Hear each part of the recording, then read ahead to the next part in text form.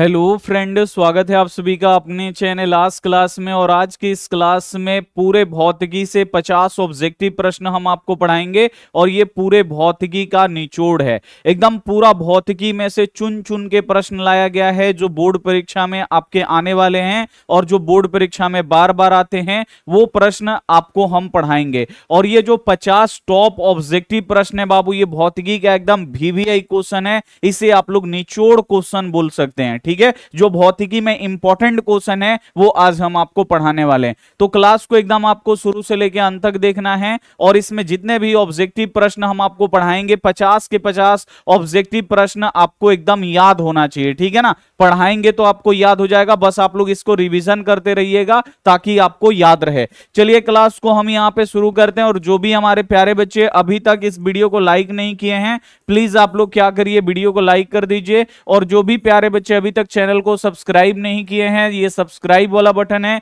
इसको दबा दीजिए। जैसे ही आप लोग चैनल को सब्सक्राइब करिएगा बाबू, यहां पे देखिए सब्सक्राइब ऐसे दबाइएगा, ये घंटी आएगा, घंटी आप लोग दबाइएगा, ये नोटिफिकेशन ओपन हो जाएगा। नोटिफिकेशन को आपको ऑल पे दबा देना है। जैसे ही आप लोग ऑल पे दबाइएगा ये घंटी इस प्रकार से हो जाएगा। इस प्रकार से अगर आप लोग चैनल सब्सक्राइब करिएगा तो जब भी हम लाइव क्लास करवाएंगे आपके फोन पे नोटिफिकेशन जाएगा और उस नोटिफिकेशन को क्लिक करके सीधे आप हमारे लाइव क्लास में जुड़ सकते हैं। और दूसरा काम आपको करना है, आपको हमारे व्हाट्सएप ग्रुप में जुड़ जाना है। ये हमारा व्हाट्सएप नंबर है, इस पे आपको मैसेज करना है कि गुरुजी ग्रुप में जोड़ दीजिए, तो इधर से लिंक जाएगा और आप सभी बच्चे लिंक को दबा के ज्वाइन हो जाइएगा। चलिए अब यहाँ पे क्वेश्चन आ चुका है बाबू। एक एक क्वेश्चन जो है ना ये टॉप लेवल का क्वेश्चन है, ये आपके बोर्ड एग्जाम में आने वाला क्वेश्चन है। तो एकदम क्लास को शुरू से लेकर अंत तक देखना है और सारा का सारा प्रश्न बाबू याद कर लेना है, क्योंकि अब बोर्ड परीक्षा में बहुत ही कम समय हुए हैं। ठीक है ना, गिने चुने दिन हैं, तो आप लोग इसे जरूर याद कर लीजिएगा, ये आपके लिए रामबाण साबित होने वाला है। पहला नंबर प्रश्न है कि दर्पण के सामने किसी भी दूरी पे स्थित वस्तु का प्रतिबिंब सीधा प्रतीत होता है तो वो दर्पण कौन सा है आपको बताना है। किसी भी दूरी पे रख दिया जाए, यहां पे भी वस्तु रहे, इतना दूर भी रहे, इतना दूर भी रहे, इतना दूर भी रहे, लेकिन उसमें क्या होगा, हमेशा सीधा प्रतिबिंब बनेगा। आपको बताना है कि वस्तु को कहीं पे भी रखिए, कितना भी पास रखिए, कितना भी दूर रखिए, वहां पे वस्तु का प्रतिबिंब हमेशा सीधा बनेगा। ये कौन सा दर्पण है, तो आपको याद रखना है बाबू किस दर्पण में सीधा प्रतिबिंब बनता है। तो एक तो हम लोग चेहरा देखते हैं, चेहरा देखने वाला जो दर्पण होता है उसका नाम है समतल दर्पण। समतल दर्पण में तो एक चेहरा आपका सीधा बनता है। ठीक है ना, ये नहीं ना कि मतलब मुंडी नीचे चला गया पैर ऊपर चला गया, ये होता है उल्टा। ठीक है ना, हम लोग अगर अपना चेहरा देखते हैं तो जो मुंडी है वो ऊपर है तो मुंडी ऊपर दिखाई देता है, पैर नीचे है तो पैर नीचे दिखाई देता है, नहीं ये सीधा प्रतिबिंब हुआ। ठीक है, और अगर उल्टा प्रतिबिंब बनेगा तो मतलब क्या हुआ, पैर चला गया ऊपर और मुंडी चला गया नीचे, ये उल्टा प्रतिबिंब है। तो बाबू सीधा प्रतिबिंब किस में बनता है, एक तो आपका समतल दर्पण में सीधा बनता है, और दूसरा आप लोग देखे होंगे जो गाड़ी का साइड मिरर है मोटरसाइकिल में, आप लोग दो ऐसे शीशा आप लोग देखे होंगे, मोटरसाइकिल के हैंडल में दो शीशा आप लोगों का लगा हुआ दिखाई देता होगा, उसमें भी देखिएगा वस्तु कितना भी दूर हो कितना भी पास हो एकदम सीधा प्रतिबिंब बनाता है। और जो मोटर गाड़ी आप लोग देखते होंगे, जो 4 चक्का का गाड़ी है, 8 चक्का है, 10 चक्का है, जितने भी बड़ी बड़ी गाड़ियां हैं उसमें भी बाबू ये लुकिंग ग्लास जो होता है यानी जो साइड मिरर होता है वो भी बाबू उत्तल दर्पण होता है और उसमें भी एकदम सीधा प्रतिबिंब बनता है। तो दूगो में आपको याद रखना है, सीधा प्रतिबिंब बनता है, एगो समतल में बनता है और एगो उत्तल में आपका सीधा प्रतिबिंब बनता है। वस्तु को चाहे पास रखिए चाहे वस्तु को कितना भी दूर रखिए। लेकिन अवतल लेंस में क्या होता है बाबू, अवतल लेंस में अगर वस्तु को पास रखिएगा तो सीधा बनेगा। ठीक है ना, अगर वस्तु को ये मान लीजिए अवतल दर्पण है, ये वस्तु को पास में रखिएगा सीधा और वस्तु को दूर में रखिएगा तो ये उल्टा बना देता है। यानी अवतल में क्या होता है, सीधा उल्टा दोनों बनता है, लेकिन जो समतल है इसमें सीधा बनेगा, उत्तल में सीधा बनेगा। तो ये आप लोग याद रखिएगा, इंपॉर्टेंट क्वेश्चन है। अगला क्वेश्चन आप लोग देखिए, अगला जो क्वेश्चन है इंपॉर्टेंट क्वेश्चन है कि प्रकाश के परावर्तन के कितने नियम होते हैं। बहुत ही ज्यादा इंपॉर्टेंट है, बहुत ही ज्यादा बोर्ड परीक्षा में ये क्वेश्चन पूछा गया है। आपको याद होना चाहिए कि प्रकाश के परावर्तन के कितने नियम होते हैं, तो आपको याद रखना है प्रकाश के परावर्तन के 2 नियम होते हैं। कितने नियम होते हैं बाबू, तो प्रकाश के परावर्तन के दो नियम होते हैं, इसे आप लोग याद रख लीजिएगा, एकदम वीवीआई क्वेश्चन है। और अगला क्वेश्चन आप लोग यहां पे देखिए, समतल दर्प यहां पे समतल दर्पण द्वारा बना प्रतिबिंब होता है। अब यहां पे क्वेश्चन आया कि जो समतल दर्पण है, यानी बाबू एकदम जो सीधा है, ना ही उठा हुआ होता है ना ही धंसा हुआ होता है, समतल दर्पण में हम लोग अपना चेहरा देखते हैं। समतल दर्पण द्वारा बना प्रतिबिंब होता है। समतल दर्पण में कैसा प्रतिबिंब बनता है? वास्तविक। वास्तविक प्रतिबिंब कैसा होता है? उल्टा होता है, आपको याद रखना है। और काल्पनिक या आभासी प्रतिबिंब कैसा होता है? सीधा होता है, यह भी साथ में आपको याद रखना है। बोर्ड परीक्षा में पूछ देता है कि वास्तविक प्रतिबिंब कैसा होता है, तो उल्टा होता है। काल्पनिक प्रतिबिंब कैसा होता है? सीधा होता है, आपको याद रखना है।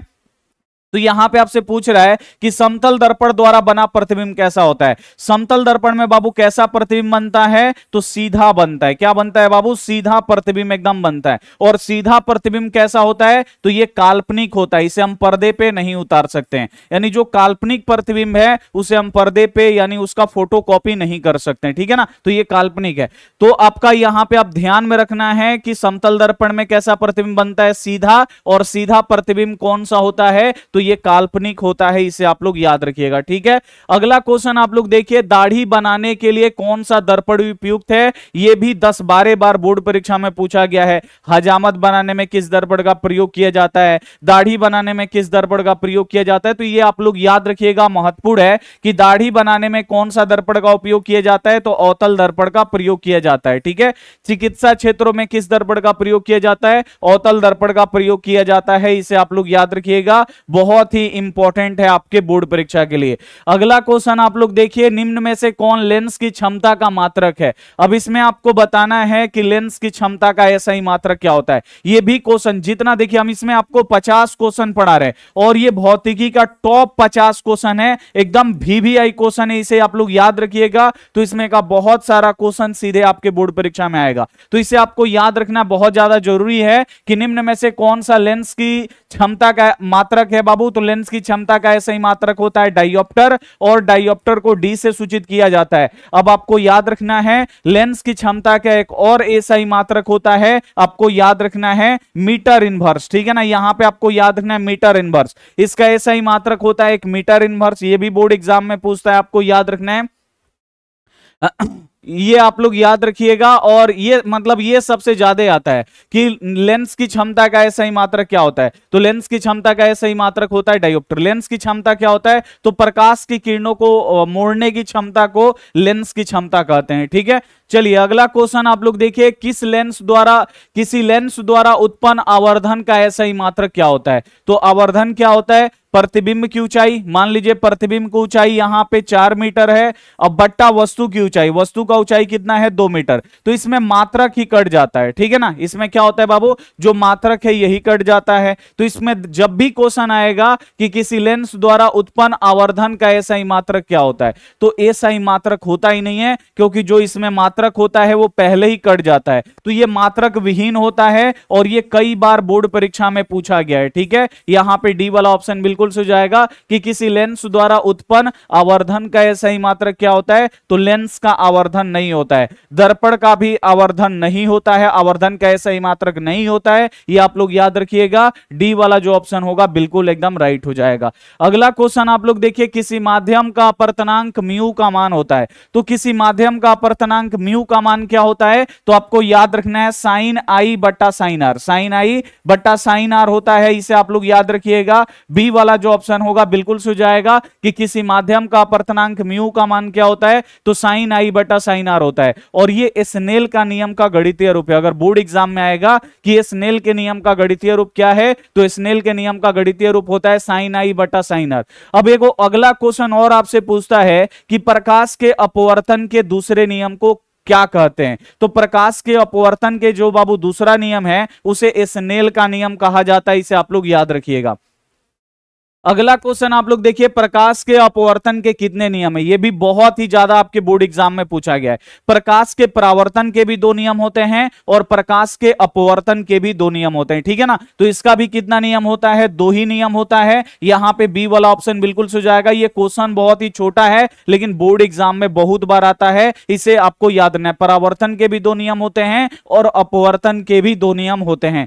अगला क्वेश्चन देखिए, लेंस में मुख्य फोकसों की संख्या कितनी होती है? बहुत ही ज्यादा इंपॉर्टेंट क्वेश्चन है कि लेंस में कितने फोकस होते हैं। उत्तल लेंस हो चाहे अवतल लेंस हो बाबू, इसमें दो फोकस होता है, F1 और F2, और दो वक्रता केंद्र भी होता है, 2F1 और यहां पे 2F2। ये क्या है बाबू? वक्रता केंद्र है। तो ये दूगो वक्रता केंद्र भी होता है और दूगो फोकस भी होता है। तो अगर बोर्ड एग्जाम में पूछे कि लेंस में कितने फोकस होते हैं, तो लेंस में दो मुख्य फोकस होते हैं। अगर बोर्ड एग्जाम में पूछ दे कि लेंस में कितने वक्रता केंद्र होते हैं, ये भी तो पूछ सकता है ना। तो लेंस में कितने वक्रता केंद्र होते हैं? तो लेंस में दो वक्रता केंद्र भी होते हैं, यानी दूगो फोकस होता है, दूगो वक्रता केंद्र होता है। इसे आपको याद रखना है। अगला क्वेश्चन आप लोग देखिए, अवतल लेंस का आवर्धन बराबर होता है। तो अवतल लेंस का आवर्धन यानी m बराबर क्या होता है? तो m बराबर बाबू v बटा u। v क्या है? तो ये प्रतिबिंब की ऊंचाई, u क्या है? वस्तु की ऊंचाई। इसे आप लोग याद रखिएगा। ये भी क्वेश्चन बहुत ही ज्यादा इंपॉर्टेंट है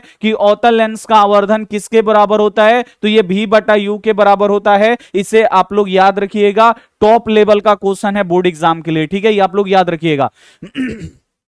और यहां पे आवर्धन आपको पता ही है कि आवर्धन का ऐसा ही मात्रक नहीं होता है, तो आप लोग याद रखिएगा इसका मात्रक विहीन होता है। अब देखिए बाबू, हम यहां पे आपको फिजिक्स का टॉप 50 ऑब्जेक्टिव प्रश्न पढ़ा रहे हैं जो आपके फाइनल बोर्ड परीक्षा के लिए बहुत ही ज्यादा महत्वपूर्ण है। इससे एकदम आपको याद कर लेना है, ठीक है ना। और जो भी हमारे प्यारे बच्चे अभी तक वीडियो को लाइक नहीं किए हैं, लाइक कर दीजिए। और जो भी बच्चे चैनल को सब्सक्राइब नहीं किए हैं, चैनल को सब्सक्राइब आप लोग जरूर कर लीजिएगा, ठीक है। और क्लास को एकदम शुरू से लेकर अंत तक देखिए। अगला क्वेश्चन आप लोग यहां पे देखिए, निम्नलिखित में से किस लेंस को अभिसारी लेंस कहते हैं? यह भी क्वेश्चन बहुत ही ज्यादा इंपॉर्टेंट है। किस लेंस को अभिसारी लेंस कहते हैं? तो आपको याद रखना है उत्तल लेंस को। उत्तल लेंस को बाबू हम लोग अभिसारी लेंस बोलते हैं। क्यों अभिसारी लेंस बोलते हैं? क्योंकि यह प्रकाश की किरणों को एक बिंदु पे लाके इकट्ठा करता है। तो उत्तल लेंस को हम लोग क्या बोलते हैं? उत्तल लेंस को अभिसारी लेंस बोलते हैं। जबकि अवतल लेंस को क्या बोलते हैं? अवतल लेंस को अपसारी लेंस बोलते हैं। क्यों इसे अपसारी बोलते हैं?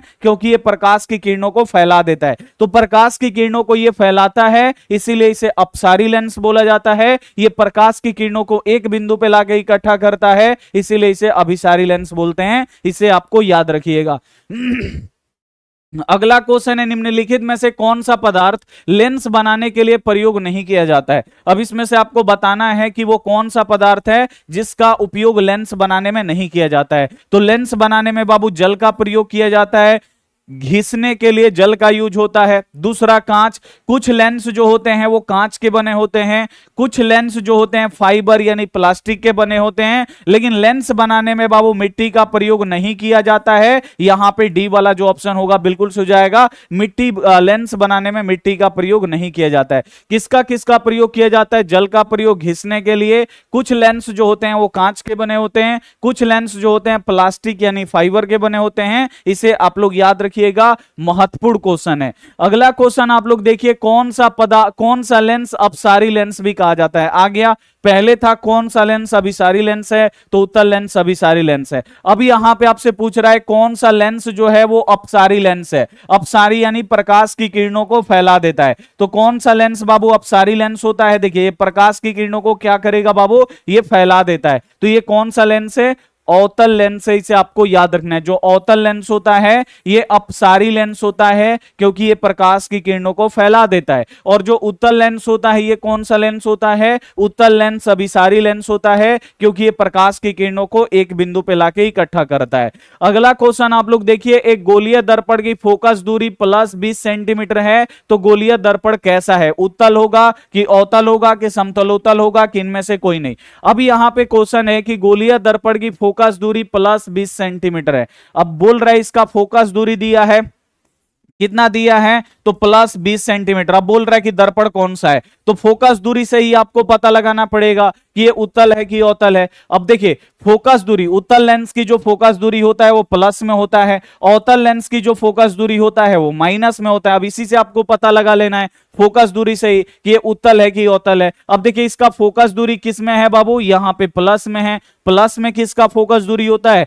तो आपको याद रखना है उत्तल दर्पण का। उत्तल दर्पण का जो फोकस दूरी होता है वो प्लस में होता है, और अवतल दर्पण की जो फोकस दूरी होता है वो किस में होता है, माइनस में होता है। तो यहां पे प्लस 20 दिया है, तो ये बाबू किसका होगा, उत्तल दर्पण का होगा। यहां पे ए वाला ऑप्शन राइट हो जाएगा। अगला क्वेश्चन आप लोग देखिए, यहां पे निम्न में से किस लेंस की फोकस दूरी धनात्मक होती है। अब यहां पे लेंस का बोल रहा है, तो आप लोग यहां पे याद रखिएगा उत्तल दर्पण हो, उत्तल दर्पण हो, या यहां पे बाबू हमारे उत्तल लेंस हो, ठीक है ना। उत्तल दर्पण या उत्तल लेंस दोनों की जो फोकस दूरी होती है वो प्लस में होती है, इसे आप लोग याद रखिएगा। अवतल दर्पण हो, यहां पे अवतल दर्पण हो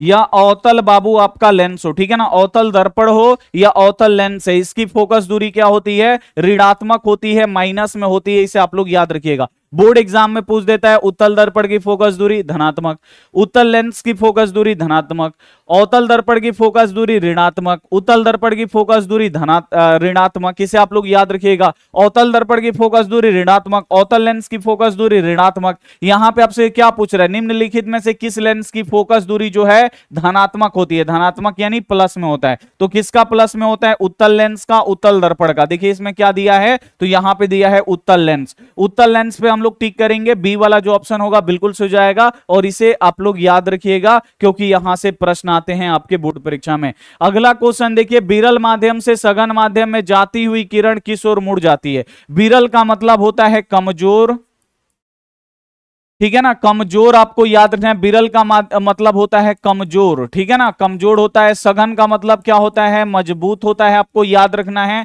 तो जब कमजोर आदमी मजबूत लोगों में जाता है तो क्या होता है, तो कमजोर आदमी मजबूत आदमी में जाता है तो झुक जाता है, यानी मतलब वो ऐसे तन के खड़ा नहीं होता है। मजबूत आदमी में अगर कमजोर आदमी जाता है, गरीब आदमी, तो ऐसे वो मतलब कंधा झुका के रहता है, झुक के रहता है। यानी क्या क्या होता है कि विरल माध्यम से यानी कमजोर माध्यम से जब सघन माध्यम में मजबूत आदमी में माध्यम में जाता है तो बाबू क्या होता है, अभिलंब की ओर झुक जाता है। बोल रहे किरण किस ओर झुकती है, तो अभिलंब की ओर झुक जाती है, ठीक है ना। क्योंकि यहां पे देखिए आपको ऐसे ही याद रखना है, कमजोर, विरल का मतलब होता है कमजोर और सघन का मतलब होता है मजबूत। कमजोर आदमी जब मजबूत आदमी में जाएगा तो क्या होगा, झुक जाता है, झुकता है कि नहीं, झुक के चलता है, यानी वो क्या होगा, जो किरण है वो अभिलंब की ओर मुड़ जाएगी। अगर सघन से विरल माध्यम में आएगा, सघन से बाबू विरल, तो सघन क्या है, मजबूत आदमी। मजबूत आदमी जब कमजोर आदमी में जाता है तो क्या होता है, ये कमजोर आदमी है विरल। सघन माध्यम से विरल माध्यम में जाएगा, नहीं मजबूत आदमी जब कमजोर आदमी में जाता है तो कैसे ऐसे सीना उतान करके चलता है कि नहीं, तो वो क्या होता है, अभिलंब से दूर हटता है, यानी वो क्या होता है, और चौड़ा होता है, अभिलंब से दूर हटता है, ठीक है, याद रखिएगा। अगला क्वेश्चन है, मानव नेत्र में किस प्रकार का लेंस पाया जाता है। बहुत ही ज्यादा महत्वपूर्ण क्वेश्चन है आपके बोर्ड एग्जाम के लिए कि जो मानव नेत्र यानी जो मानव का आंख है उसमें किस प्रकार का लेंस पाया जाता है। तो आदमी के आंख में बाबू कौन सा लेंस पाया जाता है, उत्तल लेंस पाया जाता है, ठीक है ना, ये उत्तल लेंस पाया जाता है, आप लोग याद रखिएगा। अगला क्वेश्चन है, निकट दृष्टि दोष को दूर करने के लिए चश्मा में किस लेंस का व्यवहार किया जाता है। अगर किसी व्यक्ति को निकट दृष्टि दोष हो गया है, निकट दृष्टि दोष में नजदीक का दिखाई देता है, दूर का नहीं दिखाई देता है, ठीक है ना। अब आप लोग बोलिएगा सर जी आप उल्टा बता रहे, नहीं ये उल्टा ही होता है। निकट दृष्टि दोष में क्या होता है, तो बाबू आपका नजदीक का दिखाई देता है, दूर का नहीं दिखाई देता है, तो निकट दृष्टि दोष बोलते हैं। अब निकट दृष्टि दोष को दूर करने के लिए आपको याद रखना है अवतल लेंस का प्रयोग किया जाता है, बोर्ड एग्जाम में बहुत बार पूछा गया, आपको याद रखना है। और दूर दृष्टि दोष को ठीक करने के लिए किसका प्रयोग किया जाएगा, तो दूर दृष्टि दोष को दूर करने के लिए उत्तल लेंस, और निकट दृष्टि दोष को दूर करने के लिए अवतल लेंस का प्रयोग किया जाता है, ठीक है। अगला क्वेश्चन देखिए, नेत्र में प्रवेश करने वाली प्रकाश की किरणें अधिकांश अपवर्तित हो जाती है, ठीक है ना। तो नेत्र में प्रवेश करने वाली जो किरणें हैं उसका अधिकांश अपवर्तन कहां से होता है, तो आपको याद रखना है यहाँ पे उनका दृष्टि पटल के यहाँ पे बाहरी पृष्ठ पे कि अभिनेत्र के आंतरिक पृष्ठ से कि नेत्रोदय के यहाँ पे आंतरिक पृष्ठ से, अंतर पृष्ठ से। तो यहाँ पे नेत्रोदय के अंतर पृष्ठ से क्या होता है बाबू, अधिकांश जो प्रकाश की किरणें हैं यहीं से अपवर्तित होती हैं। ठीक है, अगला क्वेश्चन आप लोग देखिए, किसी वस्तु का प्रतिबिंब कहां पे बनता है। आपको पता होना चाहिए आंख में किसी वस्तु का प्रतिबिंब कहां बनता है, तो आपको याद रखना है, बहुत ही ज्यादा इंपॉर्टेंट क्वेश्चन है। रेटिना, रेटिना को हम लोग बोलते हैं दृष्टि पटल। किसी भी वस्तु का प्रतिबिंब हमारे आंख पे कहां बनता है, रेटिना या दृष्टि पटल पे बनता है। अगर रेटिना पे वस्तु बनेगा तो हमें साफ वस्तु दिखाई देगा, ठीक है ना। अगर रेटिना पे वस्तु नहीं बनेगा तो हमें वस्तु धुंधला दिखाई देगा, दिखाई नहीं देगा। तो जब भी क्वेश्चन आएगा वस्तु का प्रतिबिंब कहां पे बनता है, तो आपको याद रखना है रेटिना पे बनता है।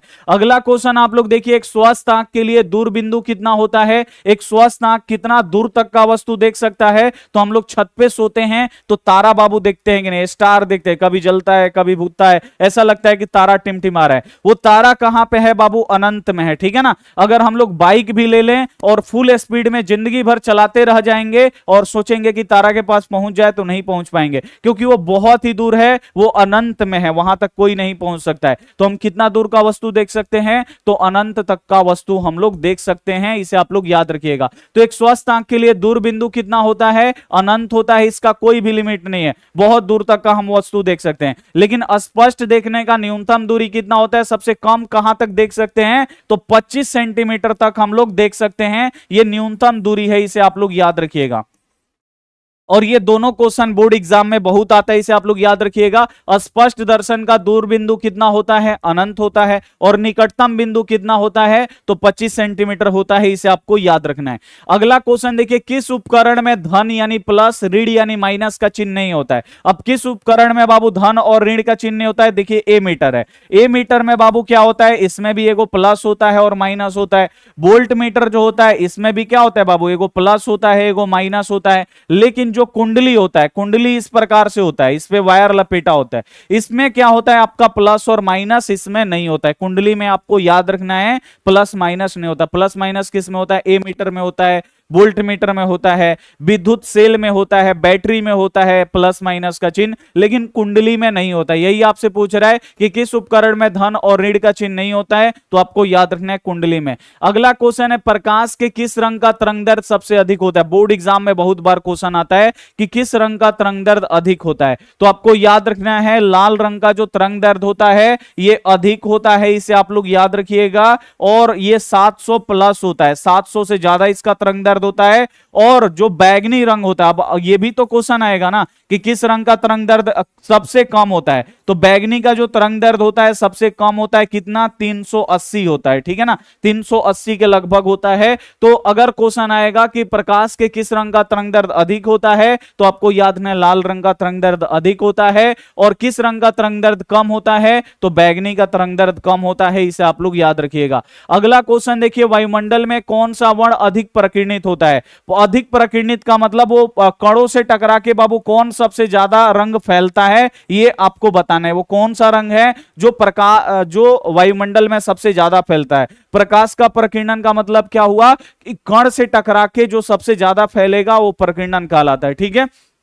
तो वायुमंडल में कौन सा वर्ण, वर्ण का मतलब होता है बाबू रंग, यानी प्रकाश का वो कौन सा रंग है जो सबसे ज्यादा प्रकीर्णित होता है, सबसे ज्यादा फैलता है, तो आपको याद रखना है नीला। नीला रंग का प्रकीर्णन सबसे ज्यादा होता है। नीले रंग का प्रकीर्णन इतना ज्यादा होता है कि दिन में हमें आकाश कैसा दिखाई देता है, नीला दिखाई देता है। लेकिन आकाश का रंग वास्तव में कैसा है, काला है, लेकिन हमें आकाश कैसा दिखाई देता है, नीला दिखाई देता है। तो बोर्ड एग्जाम में क्वेश्चन आता है आकाश का रंग नीला क्यों दिखाई देता है, तो प्रकाश के प्रकीर्णन के कारण, आप लोग याद रखिएगा। और वायुमंडल में किस वर्ण का प्रकीर्णन सबसे अधिक होता है, नीला रंग का प्रकीर्णन सबसे अधिक होता है। अगला क्वेश्चन देखिए, टिंडल प्रभाव प्रदर्शित करता है। अब यहां पे आपको बताना है कि टिंडल प्रभाव कौन सा प्रदर्शित करता है, तो प्रकाश का प्रकीर्णन।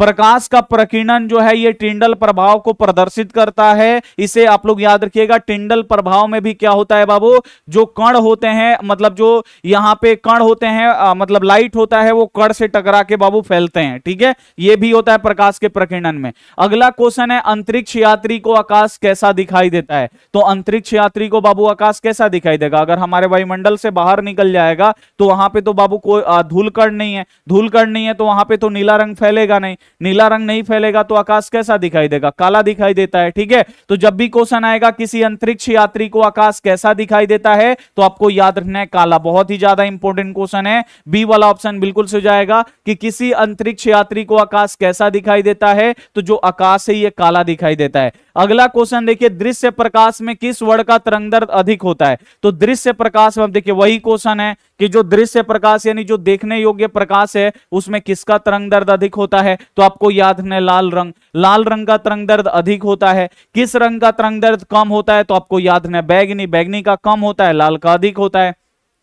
चलिए अगला क्वेश्चन है, स्पेक्ट्रम प्राप्त करने के लिए किसका यूज किया जाता है, किसका प्रयोग किया जाता है? तो स्पेक्ट्रम बाबू क्या होता है? तो जो सूर्य का श्वेत प्रकाश है ये क्या होता है, 7 रंगों में विभक्त हो जाता है, और जो ये 7 रंगों में बाबू विभक्त होता है यही स्पेक्ट्रम कहलाता है। तो स्पेक्ट्रम बाबू किससे बनता है? तो यहां पर ये प्रिज्म से बनता है, ठीक है। तो जब भी क्वेश्चन आएगा कि स्पेक्ट्रम किससे बनता है तो आपको याद रखना है प्रिज्म। स्पेक्ट्रम बनाने के लिए प्रिज्म का जरूरत पड़ेगा, इसे आप लोग याद रखिएगा। अब अगला क्वेश्चन यहां पे पूछता है कि जो प्रिज्म है ये कितने सतहों से घिरा होता है? तो प्रिज्म बाबू कितने सतहों से घिरा होता है? जो प्रिज्म है ये 5 सतहों से घिरा होता है, इसे आप लोग याद रखिएगा, बहुत ही इंपॉर्टेंट है।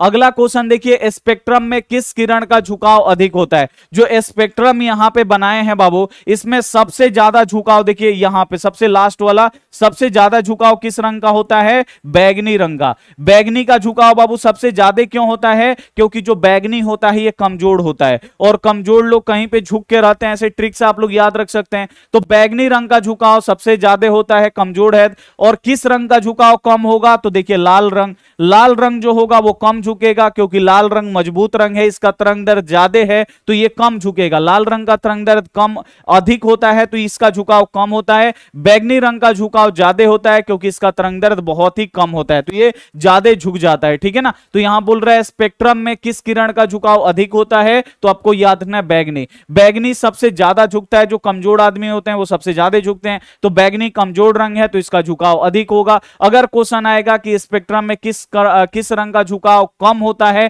तो लाल रंग मजबूत रंग है, ये कम झुकेगा, ठीक है। अगला क्वेश्चन आप लोग यहां पे देखिए, किसी कुंडली का प्रतिरोध ज्ञात करने का सूत्र है। अब यहां पे आपको बताना है कि किसी कुंडली का प्रतिरोध हम लोग कैसे निकालते हैं। तो एक फॉर्मूला होता है V=IR, ये आप लोग मेन फॉर्मूला होता है, इसे आप लोग याद रखिएगा, ये भी बोर्ड एग्जाम में क्वेश्चन पूछता है। V= क्या होता है? IR। यहां पे R क्या है बाबू? तो यही है प्रतिरोध। R क्या होता है? प्रतिरोध होता है, इसी का मान आपको निकालना है। अब देखिए I और R के बीच में कुछ भी चिन्ह नहीं, यानी गुणा का चिन्ह है। आई यहां पे गुणा कर रहा है, इधर आके क्या करेगा? भाग करेगा। V/I बराबर इधर क्या बच जाएगा? R। R का मान निकल गया ना, R यानी प्रतिरोध। वही बोल रहा है प्रतिरोध ज्ञात करने का सूत्र क्या होता है? तो V/I। अब इसे आप लोग या करके सीधा लिख सकते हैं, R बराबर क्या होता है? V/I। R को पहले लिख दीजिए, V/I को बाद में लिख दीजिए। तो R बराबर क्या होता है? V/I। ये आपका सी वाला जो ऑप्शन होगा राइट होगा। किसी कुंडली का प्रतिरोध ज्ञात करने का सूत्र क्या होता है? तो जो मेन फॉर्मूला होता है वो होता है ओम का नियम, आपको याद होगा।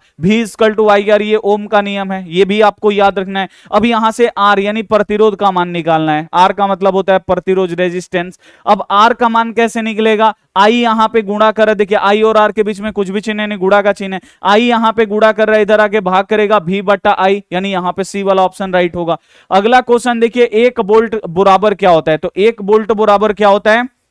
ये होता है 1 जूल प्रति कूलम। आप लोग याद रखिएगा, बहुत ही VBI क्वेश्चन है आपके बोर्ड एग्जाम के लिए कि 1 वोल्ट किसके बराबर होता है? तो 1 वोल्ट किसके बराबर होता है? 1 जूल प्रति कूलम, ठीक है ना। तो 1 जूल, 1 अगर नहीं देगा तो कोई दिक्कत नहीं, कभी कभी यहां पे 1 देता है, कभी कभी नहीं देता है, तो उससे कोई दिक्कत नहीं है। 1 वोल्ट बाबू किसके बराबर होता है? 1 जूल प्रति कूलम के बराबर होता है, इसे आपको याद रखना है। विभवांतर मापने वाले यंत्र को कहा जाता है, बहुत ही ज्यादा इंपॉर्टेंट क्वेश्चन है। विभवांतर मापने वाले यंत्र को हम लोग क्या कहते हैं, तो आपको याद रखना है वोल्ट मीटर। वोल्ट मीटर से हम लोग क्या मापते हैं, विभवांतर को मापते हैं। और धारा को बाबू किससे मापते हैं, तो आपको याद रखना है ए मीटर। ए मीटर या आ मीटर से हम लोग क्या करते हैं, धारा को मापते हैं। वोल्ट मीटर से हम लोग क्या मापते हैं, विभव मापते हैं और विभवांतर मापते हैं। इसे आप लोग याद रखिएगा। अगला क्वेश्चन आप लोग देखिए, विभवांतर का एसआई मात्रक क्या होता है। बहुत ही इंपॉर्टेंट क्वेश्चन है, विभवांतर का एसआई मात्रक क्या होता है। तो विभवांतर का एसआई मात्रक क्या होता है, वोल्ट होता है। ये आप लोगों को याद रखना होगा, बहुत ही वीवीआई क्वेश्चन है कि विभवांतर का एसआई मात्रक क्या होता है। तो विभवांतर का एसआई मात्रक वोल्ट होता है। और धारा का एसआई मात्रक क्या होता है, तो धारा का एसआई मात्रक एम्पियर होता है। प्रतिरोध का एसआई मात्रक क्या होता है, ओम होता है। तो ये सारा चीज आपको याद रखना है। और विद्युत शक्ति का एसआई मात्रक क्या होता है, वाट होता है। तो ये सारा चीज आपको याद रखना होगा। अगला क्वेश्चन है, धारा मापने के लिए किसका उपयोग किया जाता है। अब विभवांतर यानी विभवांतर मापने के लिए वोल्ट मीटर का यूज करते हैं, तो धारा मापने के लिए किसका यूज करते हैं, ये भी बहुत ही ज्यादा इंपॉर्टेंट क्वेश्चन है। तो धारा बाबू हम लोग किससे मापते हैं, तो आपको याद रखना है ए मीटर। ए मीटर या आ मीटर से हम लोग धारा मापते हैं। वोल्ट मीटर से क्या मापते हैं बाबू, तो विभव या विभवांतर मापते हैं। इसे आप लोग याद रखिएगा। अगला क्वेश्चन है, जब किसी चालक से विद्युत धारा प्रवाहित होता है तब उसमें गतिशील कण होते हैं। अब देखिए ये तार है, इससे करंट प्रवाहित हो रहा है। तो इस तार में बाबू कौन गति करने लगता है, जब इसमें हम लोग करंट देते हैं तो इसमें क्या गति करने लगता है, तो जो इसमें क्या इलेक्ट्रॉन है ना, वो क्या करने लगता है बाबू, भागने लगता है। ठीक है ना, दौड़ने लगता है। इलेक्ट्रॉन जो हर तत्व में इलेक्ट्रॉन है, हर धातु में इलेक्ट्रॉन है। जब इसमें करंट दीजिएगा ना, तो जो इलेक्ट्रॉन है वो गति करने लगेगा, चलने लगता है बहुत तेजी से। ठीक है, तो जब किसी चालक को विद्युत धारा बहती जब किसी चालक से विद्युत धारा बहती है तो उसमें गतिशील कण कौन से होते हैं, कौन से कण गति करने लगते हैं, तो आपको याद है इलेक्ट्रॉन। जो इलेक्ट्रॉन है बाबू ये गति करने लगते हैं। यहां पे डी वाला जो ऑप्शन होगा राइट हो जाएगा। अगला क्वेश्चन देखिए, विद्युत आवेश का एसआई मात्रक क्या होता है। तो विद्युत आवेश का बाबू एसआई मात्रक क्या होता है, तो विद्युत आवेश का एसआई मात्रक कूलाम्ब होता है। डी वाला ऑप्शन यहां पे बिल्कुल सही जाएगा। ये भी कई बार बोर्ड एग्जाम में पूछा है कि विद्युत आवेश का एसआई मात्रक क्या होता है। तो विद्युत आवेश का एसआई मात्रक कूलाम्ब होता है। एम्पियर किसका होता है, तो विद्युत धारा का एसआई मात्रक एम्पियर होता है। ओम किसका होता है, तो प्रतिरोध का एसआई मात्रक ओम होता है। वोल्ट किसका होता है, तो विद्युत विभव विद्युत विभवांतर का एसआई मात्रक वोल्ट होता है। इसे आपको याद रखना है।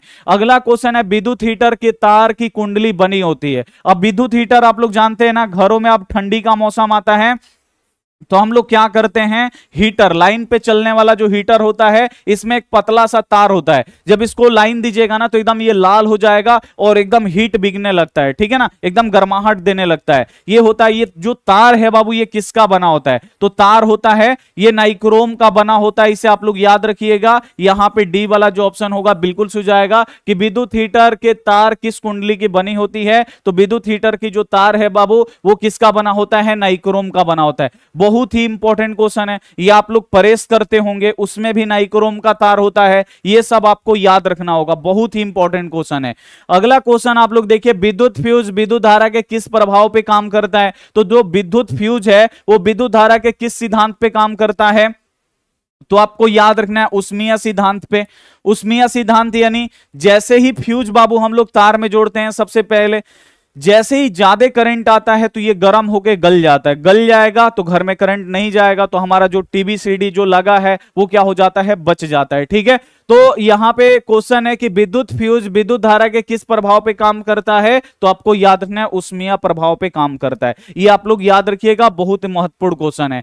विद्युत का सबसे अच्छा चालक कौन सा है, यानी विद्युत का सर्वोत्तम चालक कौन सा है। तो विद्युत का बाबू सबसे अच्छा चालक कौन सा होता है, तो आपको याद रखना है चांदी। अब चांदी को एजी भी लिख देता है। ठीक है ना, चांदी को एजी बोला जाता है। तो विद्युत का सबसे अच्छा चालक क्या होता है, एजी होता है, चांदी होता है। चांदी का परमाणु संख्या पूछता है कितना होता है, तो 47 होता है। इसे आप लोग याद रखिएगा। अगला क्वेश्चन आप लोग यहां पे देखिए, विद्युत बल्ब का तंतु यानी फिलामेंट बना होता है। आप लोग विद्युत बल्ब देखे है ना, विद्युत बल्ब का जो ये तंतु होता है यानी ये जो फिलामेंट होता है ये किसका बना होता है, तो ये बना होता है टंगस्टन का। इसे आप लोग याद रखिएगा, बहुत ही इंपॉर्टेंट क्वेश्चन है कि विद्युत बल्ब का जो तंतु है यानी फिलामेंट है किसका बना होता है, टंगस्टन का। अब आपके बोर्ड एग्जाम में क्वेश्चन पूछता है कि विद्युत बल्ब में कौन सी गैस डाली जाती है। तो विद्युत बल्ब में कौन सी गैस डाली जाती है, निष्क्रिय गैस डाली जाती है, ठीक है ना, जो फिलामेंट से अभिक्रिया ना करे। अगर इसमें ऑक्सीजन डाल दिया जाएगा तो इसके फिलामेंट को खराब कर देगा। इसमें कौन सा ऑक्सीजन गैस निकाल के इसमें कौन सा गैस डाला जाता है, निष्क्रिय गैस डाला जाता है। इसे आप लोग याद रखिएगा।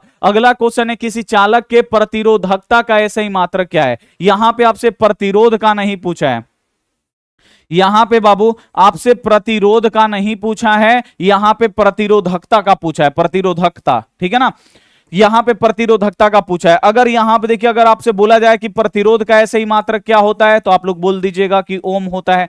प्रतिरोध का ऐसा ही मात्रक ओम होता है। लेकिन यहां पे प्रतिरोधकता है, प्रतिरोधकता का ऐसा ही मात्रक क्या होता है, तो ओम मीटर होता है। क्या होता है बाबू, ओम मीटर होता है। इसे आपको याद रखना है, ओम मीटर, ये ओम का चिन्हासी है और ये मीटर का चिन्हासी है। यहां पे बी वाला जो ऑप्शन होगा बिल्कुल से जाएगा कि किसी चालक के प्रतिरोध का ऐसे ही मात्रक क्या होता है, ओम मीटर होता है। इसे आपको याद रखना है। अगला क्वेश्चन आप लोग देखिए, प्रतिरोध का ऐसे ही मात्रक क्या होता है। देखिए अब वहां पे प्रतिरोधकता था, प्रतिरोधकता का ऐसे ही मात्रक ओम मीटर। अब यहां पे खाली प्रतिरोध है, प्रतिरोध का ऐसे ही मात्रक क्या होता है, ओम होता है। ओम का सिंबल ऐसे होता है, ठीक है, ये आप लोग याद रखिएगा। प्रतिरोध का ऐसे ही मात्रक ओम होता है।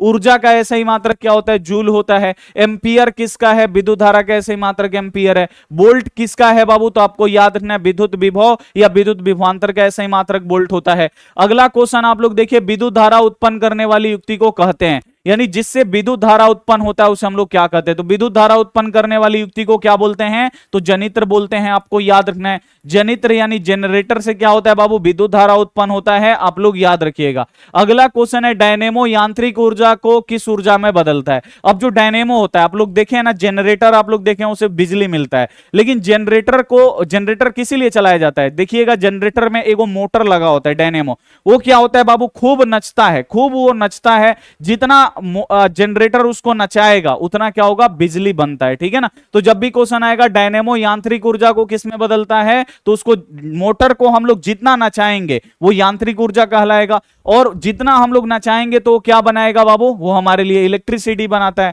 जो आप लोग जनरेटर देखे होंगे वो चलता है, उसका चक्का नचता है और मोटर बाबू उसमें फिक्स होता है। जितना वो घूमता है, गोल गोल नचता है, उतना क्या होता है, मोटर नचता है। जितना मोटर बाबू उसमें का नचता है उतना हमें बिजली मिलता है। यानी मोटर को नचाया जाता है वो यांत्रिक ऊर्जा हुआ, और जो मोटर नचने के बाद जो इलेक्ट्रिसिटी निकलता है वो होता है हम लोगों का विद्युत ऊर्जा। अगला क्वेश्चन देखिए, भारत में उत्पादित प्रत्यावर्ती विद्युत धारा की आवृत्ति कितनी है, तो भारत में बाबू कितनी आवृत्ति पे विद्युत धारा का उत्पादन किया जाता है। बहुत ही इंपॉर्टेंट क्वेश्चन है, आपको याद रखना है।